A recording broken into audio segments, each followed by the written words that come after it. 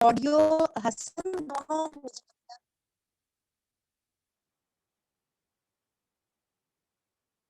आप चेक करो हसन। मैम मेरे पास हो रही है रिकॉर्डिंग।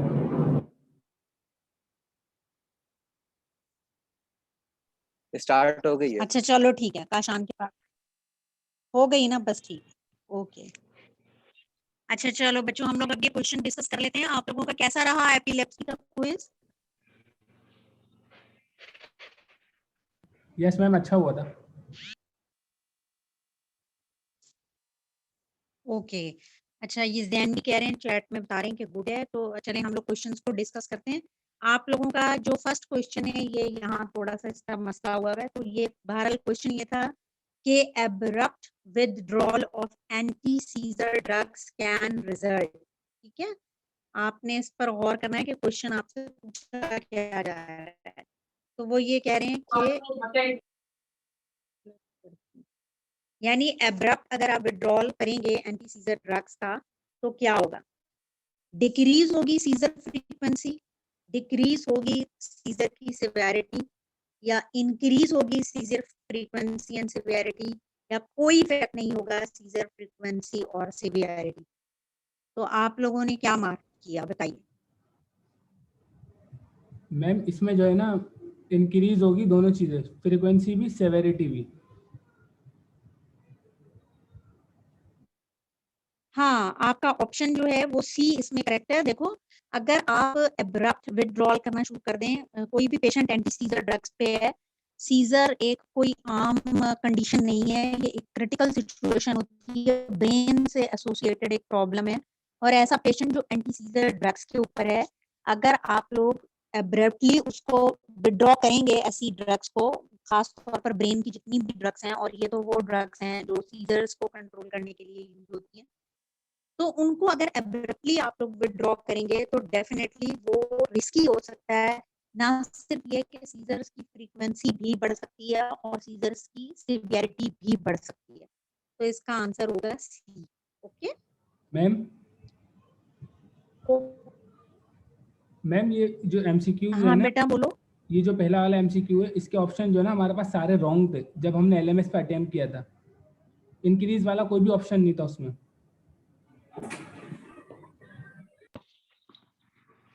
एलएमएस पर क्या था? मैम ऑप्शंस रॉन्ग थे उसमें, इंक्रीज का ऑप्शन नहीं था उसमें, सारे डिक्रीज वाले थे। इंक्रीज इंक्रीज का नहीं था। अच्छा चलो सही है, तो मैं इस क्वेश्चन को ना आपके क्विज के जो मार्क्स हैं उसमें से माइनस कर दूंगी। हो सकता है कोई टाइपो एरर हो या अपलोडिंग के दौरान कुछ मसला हो गया। ठीक है, बहरहाल इसका ऑप्शन इंक्रीज वाला ही होगा, डिक्रीज तो नहीं होगा। ठीक है, is that clear class? Yes ma'am. चलें अब नेक्स्ट क्वेश्चन पे चलते हैं। क्वेश्चन 2 है, at therapeutic concentrations which of the following drugs block voltage gated sodium channels? ठीक है, सवाल क्या पूछ रहे हैं आपसे कि वोल्टेज गेटेड सोडियम चैनल्स को न्यूरोनल मेम्ब्रेन्स में कौन सा एजेंट है जो इनमें से ब्लॉक करेगा? फेनेटोइन एंड कार्बामेज़ेपिन, बी है लेमोट्रिजीन एंड वेनलाफैक्सीन। वेनलाफैक्सीन वाला तो ऑप्शन ही गलत हो गया ना, इसलिए कि वेनलाफैक्सीन तो एंटी एपिलेप्टिक है ही नहीं। वेनलाफैक्सीन क्या है?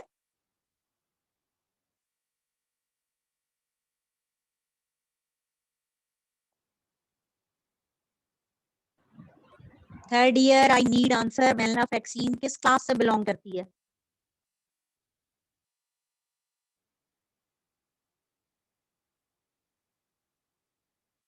मैम ये तो एंटी डिप्रेसेंट है ना। एग्जैक्टली ये एंटी डिप्रेसेंट है। तो मैं आपको ये समझाना चाह रही हूँ, ये ऑप्शन आपका गलत हो गया, बी ऑप्शन। ठीक है, और उमर का भी शायद माइक नहीं चल रहा। वो देखो, जोनेसामाइड और फ्लूमाजेनिल, तो इस ऑप्शन में भी फ्लूमाजेनिल आपको याद होगा कि क्या है, फ्लूमाजेनिल किस क्लास से बिलोंग करती है? एसएसआरआई। बेंजो हाँ SSRI।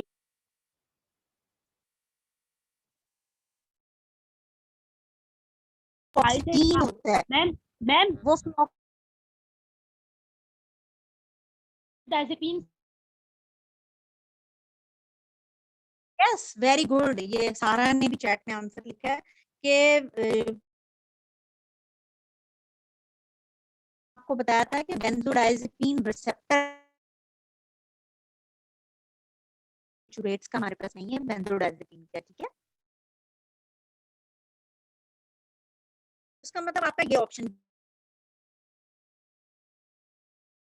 चैनल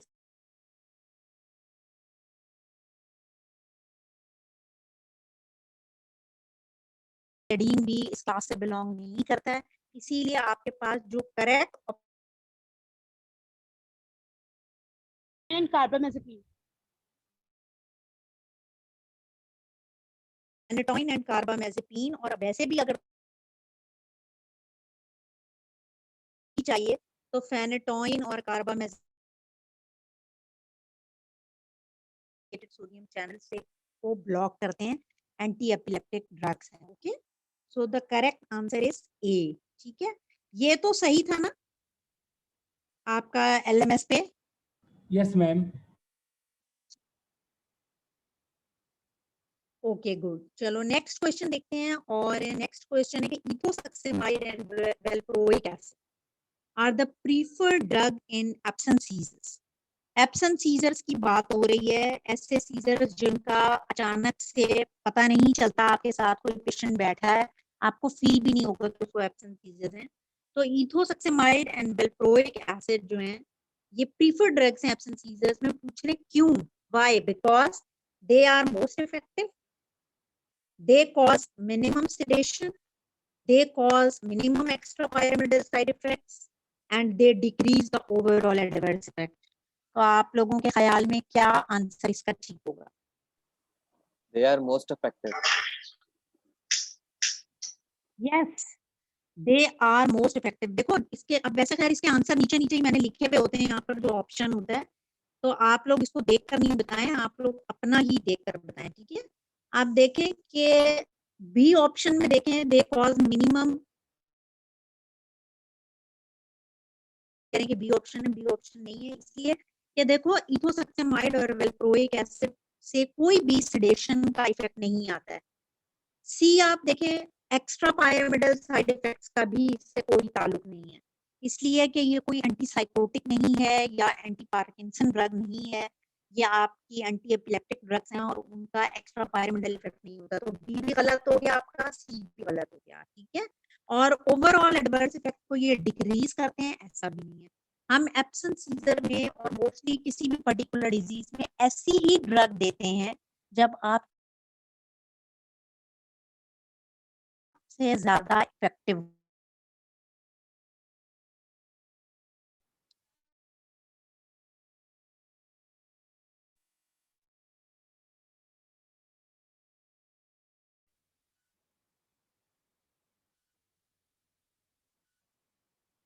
क्लास आगे चलें, यहाँ तक क्लियर हो गया?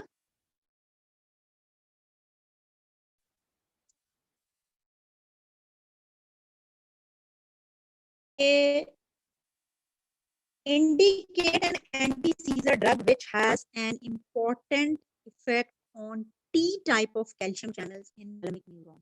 यानी कि T type calcium channels की बात हो रही है, वो कौन सी ड्रग है इसमें से जिसका effect T type of calcium channels पे यानी calcium channel blocker है? कार्बामेजेपिन है, लेमोट्रोजीन है, इथोसक्सेमाइड है या फेनिटोइन? बताइए भाई। मैम मैम बी और सी का दोनों पे। C option. B? Ma'am lamotrigine भी तो अफेक्ट करती है कैल्शियम चैनल्स पे। देखो कैल्शियम चैनल पे तो इफेक्ट करती है लेमोट्रोजीन भी, लेकिन क्या ये T type of calcium channels पे इफेक्ट करती है? कैल्शियम चैनल्स की तो कई टाइप्स हैं ना, एल टाइप है, टी टाइप है जो ट्रांजिएंट होती हैं, और एल जो है वो लॉन्ग लास्टिंग होती है। तो लेमोट्रोजीन टी टाइप पे तो नहीं इफेक्ट करती ना। इथोसक्सेमाइड इज द राइट चॉइस जो कि T type of calcium channels को ब्लॉक करती है।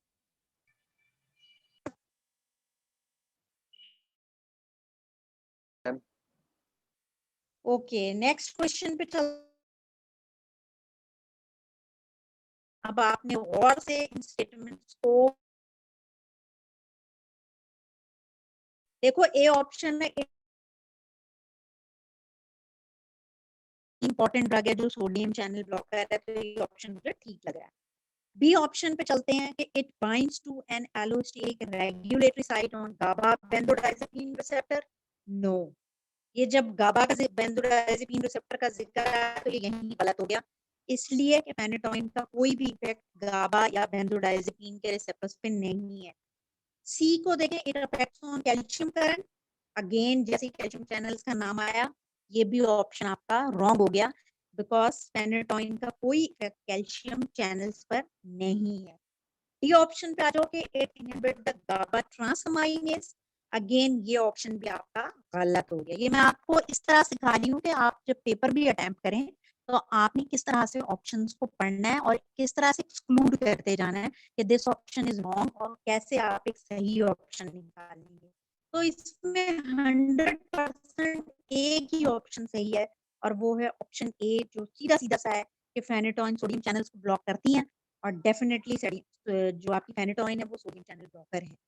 ठीक है बच्चों, तो आपका करेक्ट आंसर बना आंसर ए।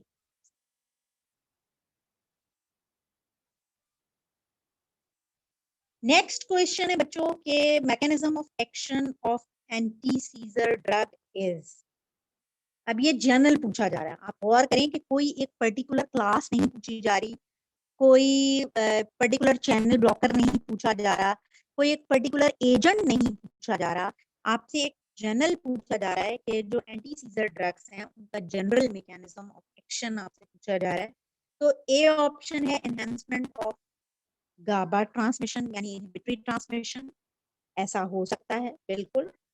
और आयशा का आंसर बिल्कुल ठीक है, आयशा उसमें आंसर लिख के बता रही है, जुमैर का भी ठीक है। बी ऑप्शन है diminution of excitatory transmission, of course ये भी सही है, एंटी सीजर ड्रग्स ऐसे भी करती हैं, ठीक है। और सी ऑप्शन है मॉडिफिकेशन ऑफ आयनिक कंडक्टेंस, ये भी है, अभी हम फेनेटोइन को भी डिस्कस कर रहे थे कि ये सोडियम चैनल्स और इनको ब्लॉक करते हैं। और डी है ऑल ऑफ द मैकेनिज्म। तो क्या आंसर बना बच्चों?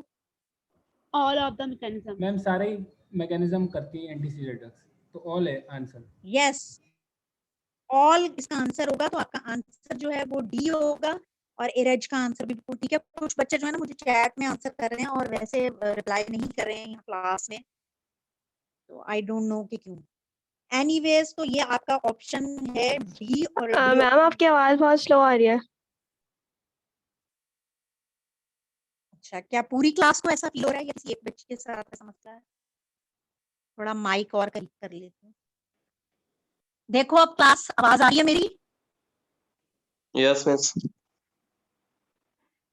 ओके, तो इसमें क्योंकि एक जनरल आपसे मैकेनिज्म पूछा हुआ है एंटी सीजर ड्रग्स का, तो वो सारे भी मैकेनिज्म इसमें involved हैं। यानी आंसर डी आपका करेक्ट आंसर। ठीक है बच्चों, और अब हम नेक्स्ट पे चलते हैं। अच्छा, मुझे एक नेक्स्ट आपका वो जो है ना शेयर करनी पड़ेगी, तो मैं दोबारा से इसको शेयर कर रही हूँ।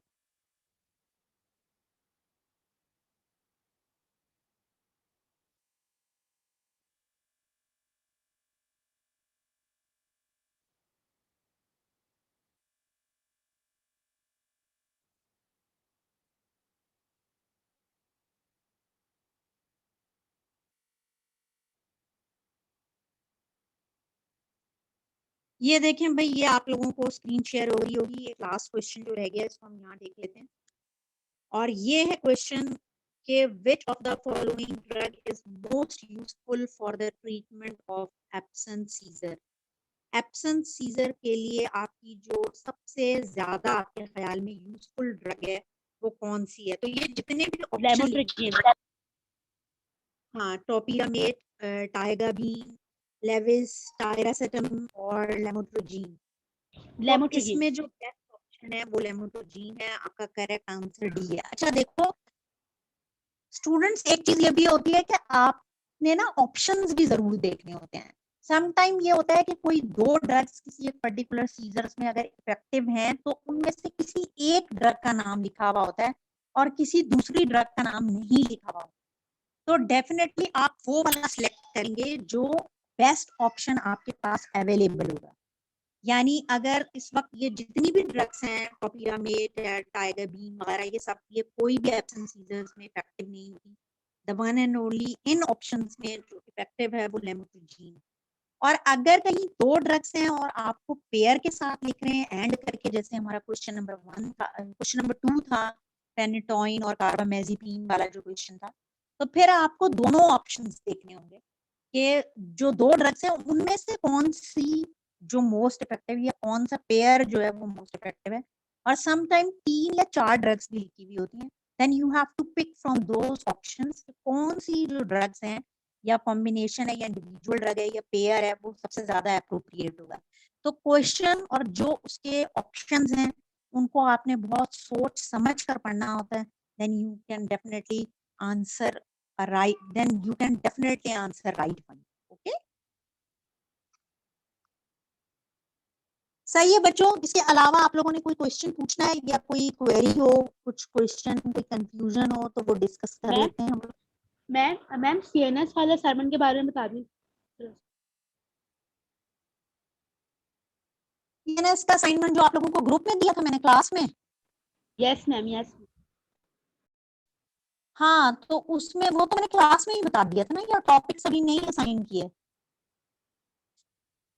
हाँ वो याद आ गया, वो मैंने आप लोगों को ये कहा था कि आप लोग मुझे उसके ग्रुप्स बनाकर दे दें, और वो ग्रुप्स अभी तक मुझे इवनिंग के तो मिल गए हैं, लेकिन नूर ने अभी तक मुझे नहीं दिए हैं ग्रुप्स। तो वो आप लोग, और फिर मिड की वजह से भी मैं थोड़ा सा रुक गई थी कि आप लोग अपने मिड की तैयारी में बिजी थे, तो इसलिए मैंने नहीं कहा। लेकिन अब आप लोग नूर, आप जो है ना ग्रुप्स बना के दे दें क्लास के, तो फिर मैं आप लोगों को टॉपिक असाइन कर दूंगी। इवनिंग को मैंने दे दिए थे। ओके मैम, मैं लिस्ट सेंड कर दूंगी आपको। हाँ वो आप मुझे सेंड कर दो, फिर मैं उसमें से जो भी टॉपिक्स हैं वो ग्रुप वाइज दे दूंगी। आप लोग ग्रुप वाइज बना लो और फिर उसको आप लोग LMS पे डाल देना। मीनवाइल हमारी फिजिकल क्लासेस जैसे ही रिज्यूम होगी तो फिर हम अपनी जो फिजिकल क्लास होगी ना उसमें आप लोगों की प्रेजेंटेशन ग्रुप वाइज ले लेंगे।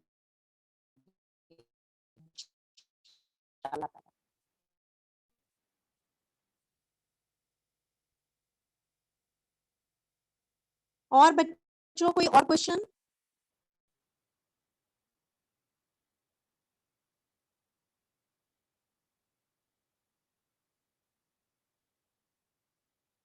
थर्ड ईयर कोई और क्वेश्चन है?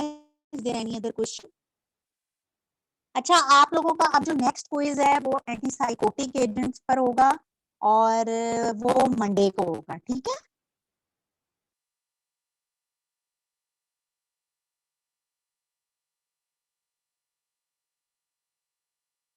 क्लास, तुम लोगों को आवाज आ रही है मेरी? थर्ड ईयर जी जी मिस। Yes ma'am. ओके, अभी मैंने क्या बताया आप लोगों को? क्या क्विज होगा मंडे को? मंडे को आप लोगों का क्विज होगा और टॉपिक क्या है? एंटीसाइकोटिक्स। शाबाश, एंटीसाइकोटिक एजेंट्स पे आप लोगों का क्विज होगा इंशाल्लाह कमिंग मंडे को, ठीक है, यानी 9th of August को। तो ये आप लोगों का क्विज 4 होगा।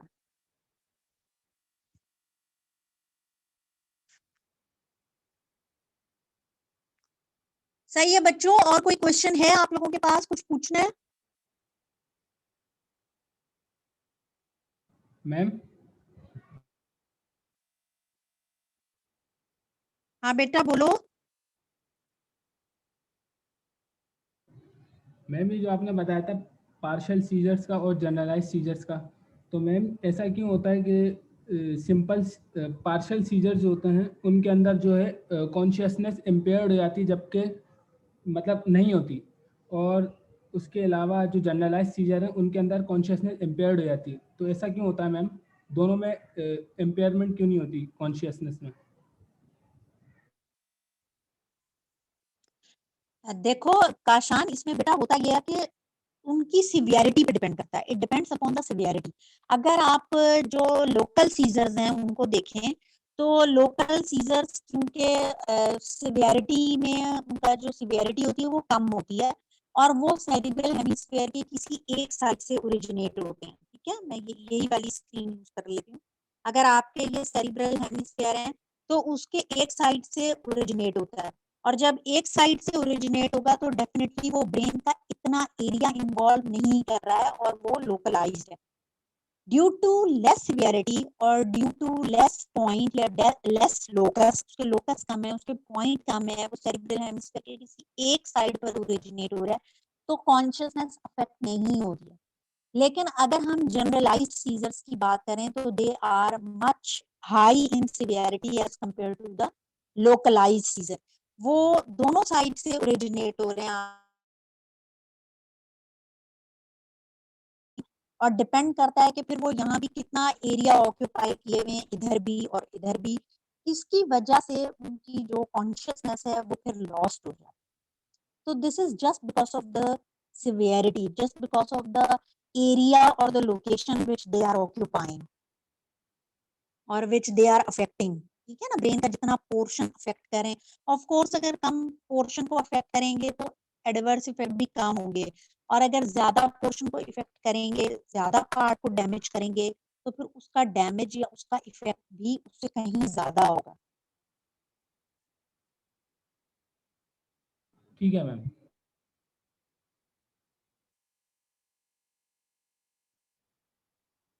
ओके बच्चों, सही है बच्चों। और कोई क्वेश्चन है किसी को, या फिर हम क्लास को एंड करें?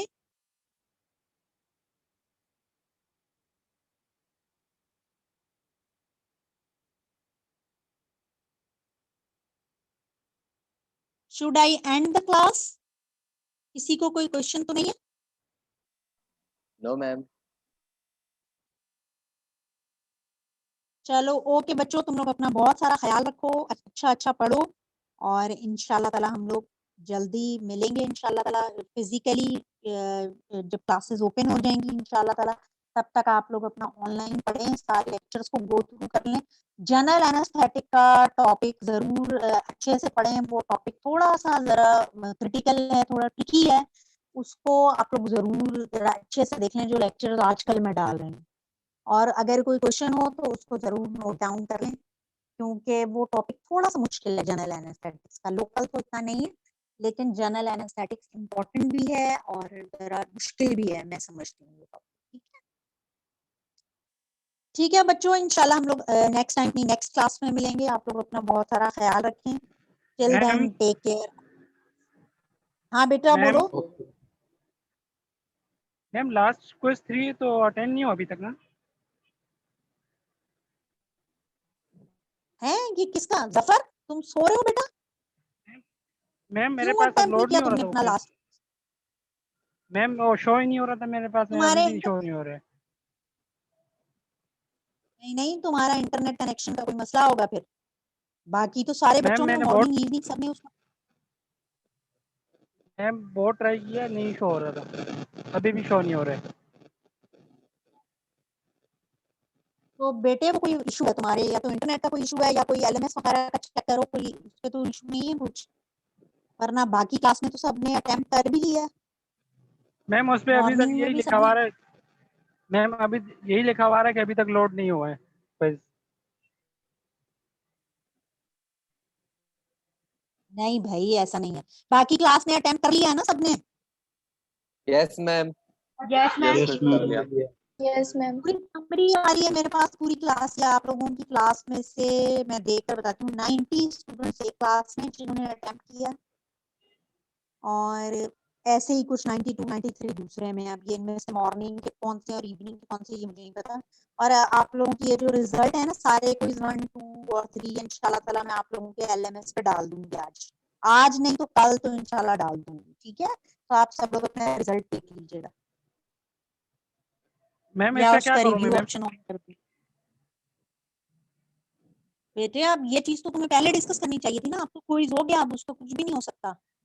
अब तो नेक्स्ट क्विज की अच्छे से तैयारी करो। अब नेक्स्ट मैं बता रही हूँ मंडे को है, और मंडे को 4 बजे होगा। 4 बजे ही सबका टाइम रखती हूँ सारे क्विजेस का, और एलएमएस पे मैं पहले से उसको डाल भी देती हूँ अनाउंसमेंट में भी, और आपको क्लास में भी बता देती हूँ। अब चेक कर लेना कि वो तुम्हारे पास शो हो रहा है या नहीं हो रहा है। मैम नेक्स्ट टॉपिक क्या है? देखो अभी मैंने क्लास में बताया, एंटी साइकोटिक ड्रग्स है नेक्स्ट आप लोगों का जो नेक्स्ट चैप्टर है।